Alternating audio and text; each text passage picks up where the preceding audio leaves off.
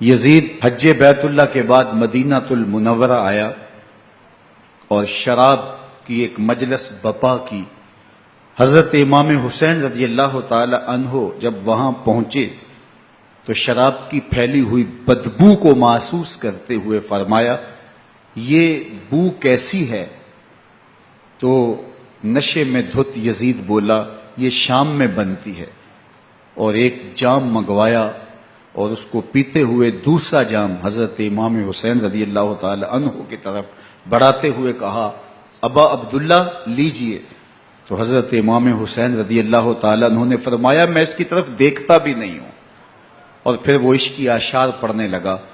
جب یزید کی شراب نوشی کا منظر امام حسین رضی اللہ تعالی عنہ اپنی آنکھوں سے دیکھ چکے تھے تو مجھے بتاؤ یزید کے ہاتھ پہ امام حسین کا پاک ہاتھ کیسے آتا؟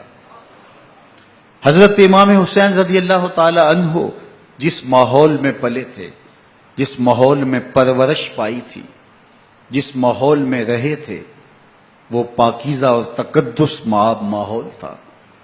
اور یزید کبھی اطراف دمشق میں، کبھی غوطہ میں، کبھی الخزرہ محل میں، اور کبھی کہاں اور کبھی کہاں داد عیش دیتا رہا اور لہو و لعب کے اندر مصروف رہا، اور اس کی زندگی ان چیزوں سے عبارت تھی۔ وہ محرمات کو حلال قرار دیتا، شراب نوشی اس کی ہڈیوں میں رچی ہوئی تھی، اور شریعت بیضا کا مذاق اڑایا کرتا۔ اور حسین ابن علی رضی اللہ تعالی عنہ کی دوستیاں جن لوگوں سے تھی وہ عبداللہ ابن عباس تھے، عبداللہ ابن عمر تھے، حضرت عبد الرحمن بن ابو بکر رضی اللہ تعالی عنہ تھے۔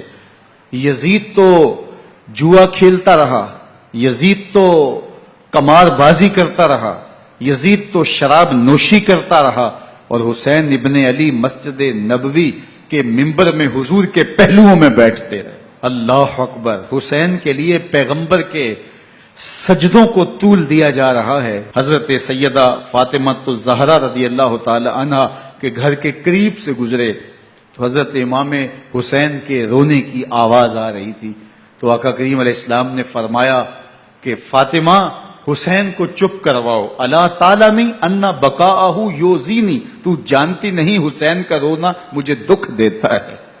حسین ابن علی کو حضور رونے نہیں دیتے تھے، ان کو دکھی نہیں ہونے دیتے تھے، کیونکہ رسول اللہ صلی اللہ علیہ وسلم جانتے تھے کہ یہ کتنے دکھ سہے گا، کتنی تکلیفوں سے گزرے گا اور کتنے مصائب سہے گا۔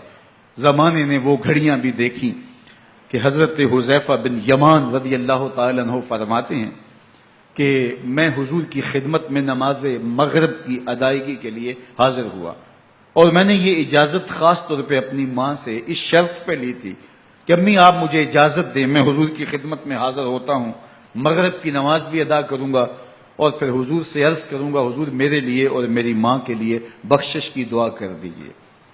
ماں نے اس شرط پہ اجازت دے دی اور میں حضور کی خدمت میں آ گیا، نماز مغرب ادا کی، سلام پھرا، لیکن حضور عبادات میں، ذکر میں، نوافل میں ایسے مشغول ہوئے کہ میں آرزو رکھنے کے باوجود بھی عرض نہ کر سکا۔ خیر، نماز عشاء کا وقت ہوا، اذان پکاری گئی، حضور مصلی پہ آئے، نماز پڑھی، سلام پھرا، اور حضور اٹھے اور کاشانہ اقدس کی طرف چل دیے۔ اب میرے دل میں یہ خیال رہ کے آ رہا تھا کہ ماں کو کیا جواب دوں گا، میں تو حضور سے بخشش و مغفرت کی دعا کروا ہی نہیں سکا۔ جب حضور چل پڑے تو غیر ارادی طور پہ میں بھی حضور کے پیچھے چل پڑا، تو حضور نے رخ پھیرے بغیر فرمایا، من ھذا، میرے پیچھے پیچھے کون آ رہا ہے؟ پھر خود ہی کہا، حذیفہ تو نہیں؟ تو میرا دل دھڑک رہا تھا، قلت نعم، میں نے کہا جی جی حضور میں حذیفہ ہوں۔ فرمایا، ما حاجتک غفر اللہ لک ولامک، کیا کام ہے؟ اللہ تجھے بھی بخش دے، تیری ماں کو بھی بخش دے۔ اب جو کام تھا وہ جنبش لب سے پہلے ہی ہو گیا، یہاں تو لفظوں کا سہارا بھی نہیں لینا پڑتا، وہ بند لبوں کی بولیاں بھی سنتے ہیں۔ اقبال بولا ہے، فروغت صبح آثار و دہور، چشم تو بینندائے ما فی الصدور، تیری نظر تو سینوں کے چھپے راز بھی دیکھتی۔ تو کہا، ما حاجتوں کا غفر اللہ لک ولامک،